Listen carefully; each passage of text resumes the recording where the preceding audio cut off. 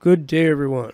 Hope everyone is doing good on this June the 6th of 2025.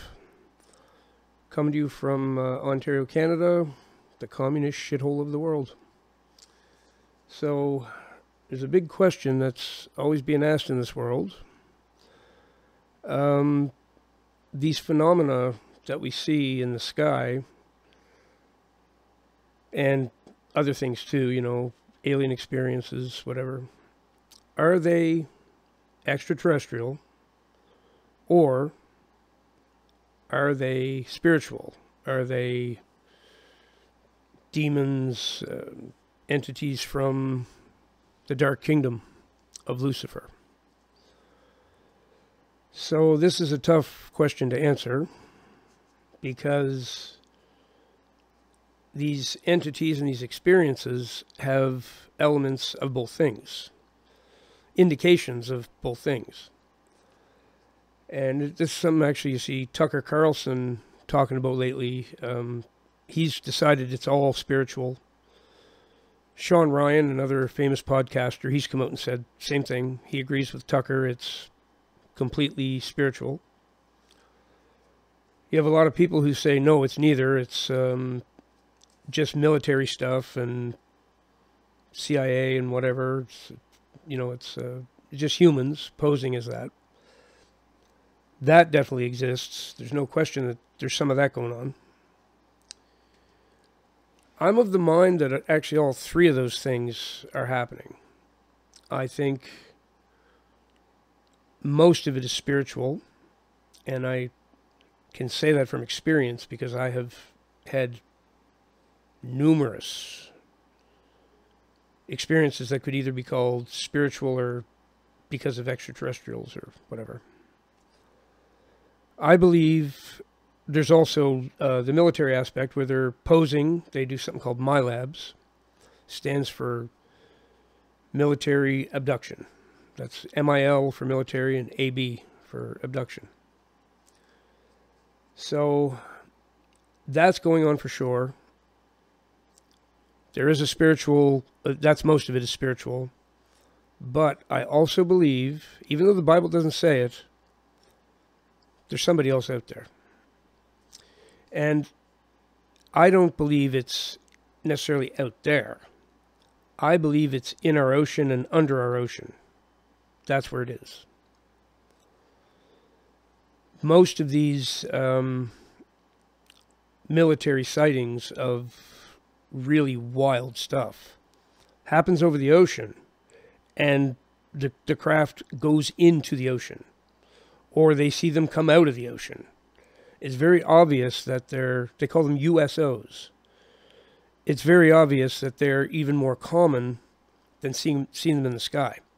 I mean, you see them in the sky because they come out of the ocean or they're going in the ocean. That's where most of the sightings happen.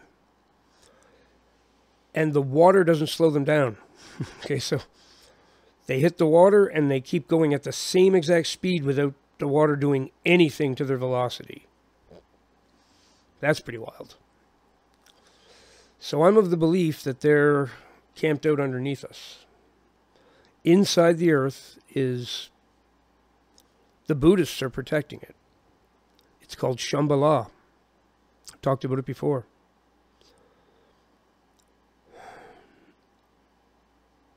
They're another species. That's all I know. Some things in the Bible could be interpreted that there could be something else.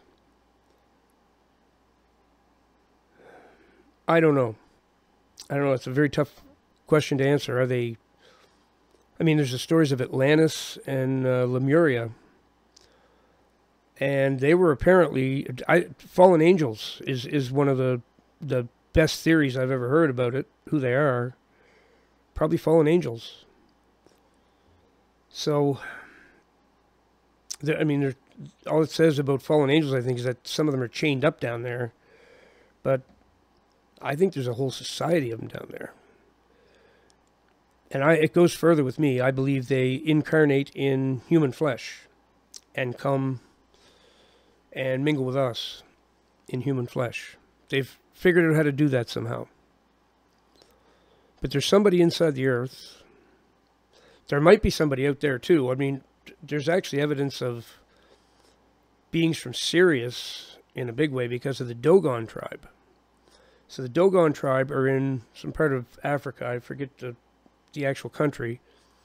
But somewhere in Africa, and they had knowledge of the Sirius star system.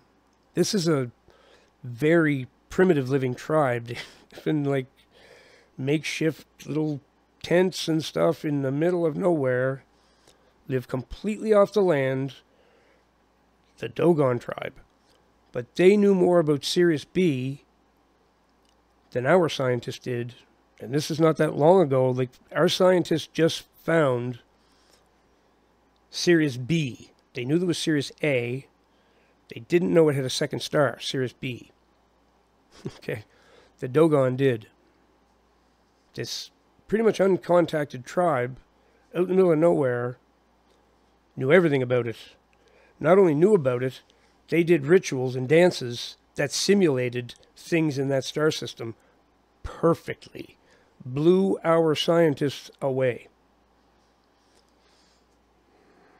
Explain that one.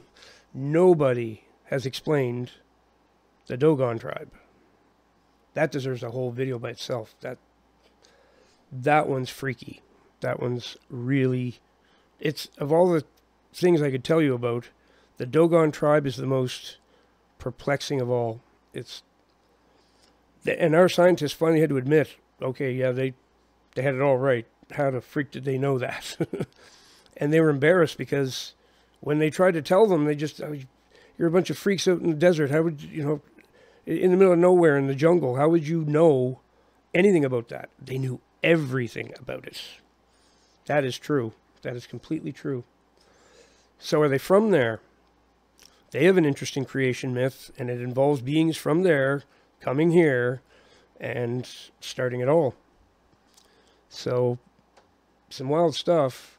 Then we have Alpha Draconis. I mean, we call things draconian laws.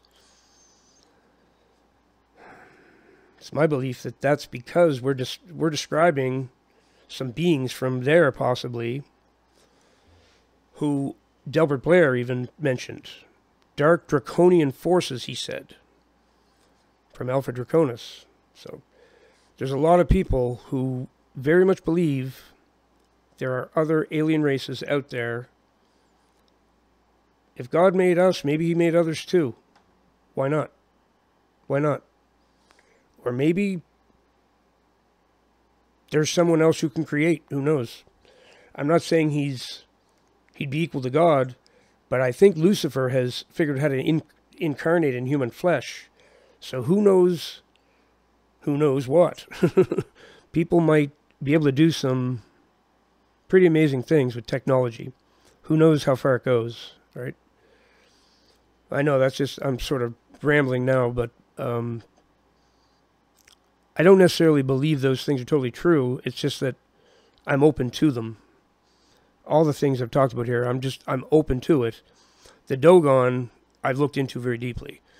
And that is a clear indication there must be somebody out there. Serious. And think about in the movie Truman Show, a light falls, a studio light, and it says Sirius on it when he picks it up from the Sirius star system. That is in the Truman Show. That freaked me out when I saw that, definitely. So, Shambhala, underneath our feet, that I'm pretty sure of too. The Buddhists protect it. They've been guarding it for a long time. That's why the Chinese invaded Tibet. It's all about that. It's all about that entrance into Shambhala. The Chinese want in there big time. Who wouldn't? Who wouldn't want to know how to get in there? But that's one of the most protected things.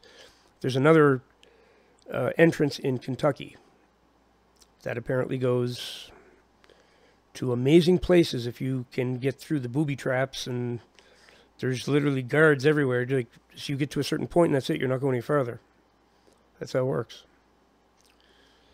So I believe, I haven't answered the question, of course, spiritual or aliens or just military.